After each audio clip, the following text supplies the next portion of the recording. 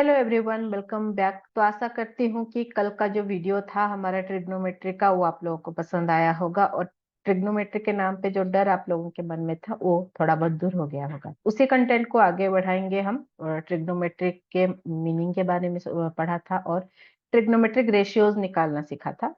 आज हम उस रेशियोज के रिलेशंस के ऊपर डिस्कस करेंगे। सो ट्रिग्नोमेट्रिक इट्सेल्फ बहुत इंटरेस्टिंग है क्योंकि उसको पढ़ते हुए हम अपने लाइफ में उसको यूज करते जाते हैं। बने रहिए मेरे साथ, आगे बढ़ते हैं ट्रिग्नोमेट्रिक रेशियोज के रिलेशंस को लेके।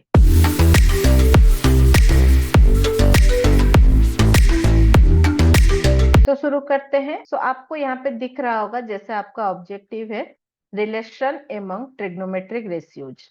हमने कल डिफरेंट टाइप के 6 ट्रिग्नोमेट्रिक रेशियोज पढ़ा था। Sine theta, cos theta, tan theta, cosec theta, sec theta and cot theta. वो सबके रेशियो के कैलकुलेशन हमने प्रीवियस वीडियो में बहुत अच्छे से डिस्कस किया है। अगर अभी तक नहीं देखा है तो डिस्क्रिप्शन बॉक्स में लिंक है, जाके एक बार वो पहले देख लीजिए ताकि ये सब आगे आपको इजी लगता रहे। तो स्टार्ट करते हैं उसके रिलेशन बिल्ड कर। यहाँ पे आपको एक ट्रायंगल दिख रहा होगा। पहले मैं ट्रायंगल आपको डिस्क्राइब करती हूँ। यहाँ पे आपको 3 एंगल्स दिख रहे हैं, A B and C.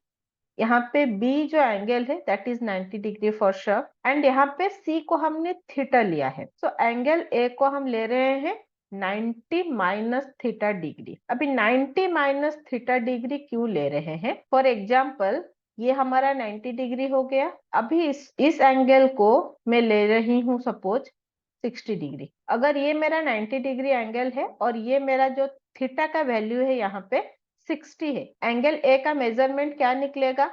Angle sum theory of triangle क्या होता है? ट्रायंगल के तीनों जो एंगल हैं उनका अगर हम सम ले रहे हैं तो 180 डिग्री होगा। जिसमें से हमें 2 एंगल पता है तो थर्ड एंगल क्या करेंगे? हम सब्ट्रैक्ट करके निकालेंगे। तो ये दोनों को प्लस करेंगे और 180 से माइनस करेंगे। तो ये दोनों को प्लस किया तो कितना बनता है हमारा?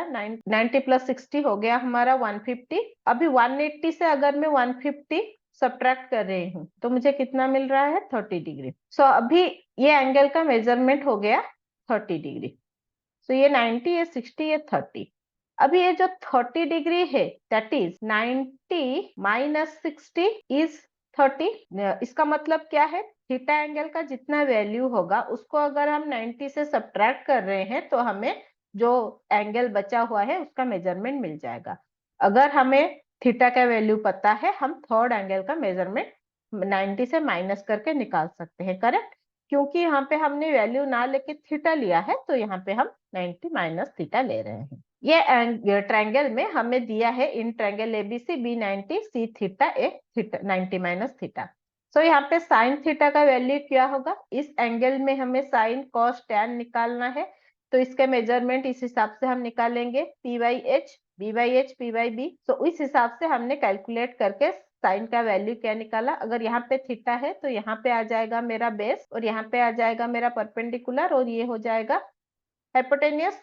तो इस हिसाब से हमारा साइन थीटा क्या होगा? Perpendicular upon hypotenuse A B by A C. Cos theta हो जाएगा base upon hypotenuse B C upon A C. Tan theta है perpendicular upon base that is A B upon B C. अभी अगर इस angle का sine cos tan निकालना है तो हमारा क्या हो जाएगा?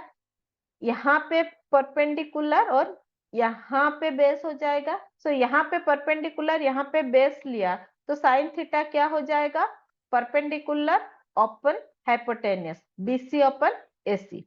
नाउ कॉस थीटा हो जाएगा base upon hypotenuse AB upon AC and tan 90 minus theta हो जाएगा बीसी अपन एबी। ये हमने कल इन डिटेल्स सीखा हुआ था कैसे निकालना है, तो वो आपको वहां पे ज्यादा अच्छे से समझ में आ जाएगा। मैं ज्यादा डिटेल में यहाँ पे डिस्कस नहीं कर रही हूँ, हम डायरेक्ट आते हैं रिलेशनशिप पे। सो अगर मैं यहाँ पे दोनों एंगल के साइन कॉस एंड टैन निकाल लिया है। अभी यहाँ पे अगर मैं जब देखती हूँ साइन थीटा और कॉस 90 थीटा, यहाँ पे साइन थीटा का वैल्यू ए बी अपन ए सी है, कॉस 90 माइनस थीटा का वैल्यू भी ए बी अपन ए सी है। तो ये दोनों का वैल्यू इक्वल हुआ। तो यहाँ पे मैंने इक्वल साइन डाल के दोनों को लिखा है। सेम कॉस थीटा का वैल्यू साइन 90 माइनस थीटा के साथ इक्वल है, तो यहाँ पे हमने उसको लिखा है। अभी ये दोनों में हमें क्या पता चला, sine theta is equal to cos 90 minus theta and cos theta is equal to sine 90 minus theta. ये आपको ऑब्जेक्टिव क्वेश्चंस में आते हैं। अभी tan थीटा और tan 90 माइनस थीटा, ये दोनों को अगर हम मल्टीप्लाई करते हैं तो AB अपन BC, BC अपन AB, यहाँ पे मैं करके आपको दिखा रही हूँ, AB upon BC multiply BC अपन AB, तो क्या होगा, ये दोनों कैंसिल हो गया, ये दोनों कैंसिल हो गया, हमारे पास क्या बचा, न्यूमरेटर में भी 1, डिनोमिनेटर में भी 1, तो हमें आंसर क्या मिला, 1। 1 divided by 1 is equal to 1। tan theta multiplied by tan 90 minus theta का वैल्यू होता है 1। sin theta is equal to cos 90 minus theta, cos theta is equal to sin 90 minus theta and tan theta multiplied tan 90 minus theta is equal to 1। Now और एक relation क्या है, sine theta divided by cos theta करते हैं हम, तो हमें क्या मिल जाएगा, साइन थीटा का वैल्यू है AB अपन AC और कॉस थीटा का वैल्यू है BC अपन AC। करेक्ट, ये साइन थीटा का वैल्यू है, कॉस थीटा का वैल्यू है, हम डिवाइड कर रहे हैं। डिवीजन में फ्रैक्शन आ जाता है तो हम क्या करते हैं, उसको रेसिप्रोकेट करके मल्टीप्लाई करते हैं। तो क्या करेंगे हम यहाँ पे, AB अपन AC मल्टीप्लाइड, ये रेसिप्रोकेट होगा तो AC ऊपर चला गया और BC नीचे रह जाएगा। करेक्ट, तो अभी क्या होगा, यहाँ पे AC और AC कैंसिल हो गया, अभी हमारे पास क्या बचा, AB अपन BC। अभी AB अपन BC किसका वैल्यू है, tan theta. sin theta divided by cos theta gives us tan theta. So यहाँ पे हमें 4 रिलेशनशिप्स मिल रहे हैं रेशियोज के। sin theta is equal to cos 90 minus theta, cos theta is equal to sin 90 minus theta and tan theta multiplied tan 90 minus theta is equal to 1, sin theta divided by cos theta is equal to tan theta. इसका मतलब क्या बनता है, अभी इस angle का sign का value इस एंगल का कॉस का वैल्यू इक्वल होगा, इस एंगल का कॉस का वैल्यू इस एंगल का साइन का वैल्यू इक्वल होगा, और दोनों एंगल के tan के वैल्यू को मल्टीप्लाई करने के बाद हमें 1 मिलेगा। इस एंगल के साइन और कॉस को डिवाइड करेंगे तो इस एंगल का tan हमें मिल जाएगा। अगर हमने साइन और कॉस निकाल लिया है, डिवाइड करके डायरेक्ट tan निकाल सकते हैं, हमें अलग से साइड्स देखने की जरूरत नहीं पड़ेगी। नेक्स्ट, अभी हमने 3 आइडेंटिटीज का देख लिया, साइन कॉस टैन। अभी हम आएंगे कोसेक सेक कॉट पे, कि हमारा कोसेक का वैल्यू क्या होगा, रिवर्स ऑफ साइन, सेक का वैल्यू होगा reverse of cos and cot का रिवर्स ऑफ टैन।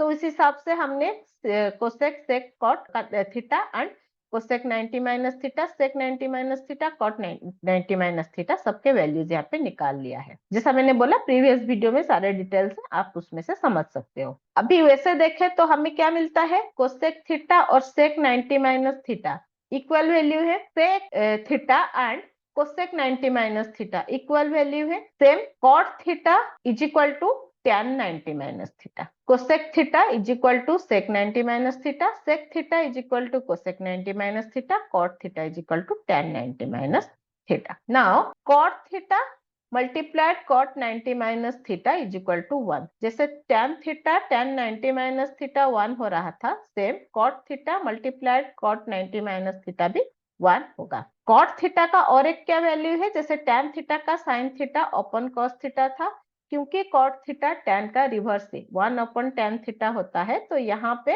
रिवर्स होके क्या हो जाएगा, कॉस थीटा अपन साइन थीटा। ये वाला टेबल और ये वाला टेबल मोस्ट इंपोर्टेंट है, ये दोनों का आप स्क्रीनशॉट लेके रख लो, आपको बहुत यूजफुल होंगे ना। साइन थीटा का वैल्यू हमें क्या मिला है, AB upon AC and cosec theta का वैल्यू है हमारा AC अपन AB, जस्ट उसका रिवर्स। यहाँ पे AC और AC कैंसिल हो गया, AB और AB भी कैंसिल हो गया क्योंकि फ्रैक्शन मल्टीप्लाई हो रहे हैं, तो यहाँ पे भी 1 बचा, यहाँ पे भी 1 बचा, 1 डिवाइडेड 1 वैल्यू क्या मिलेगा, 1 ही मिलेगा। सेम यहाँ पे cos theta multiplied sec theta भी 1 होगा, tan theta multiplied cot theta भी 1 होगा।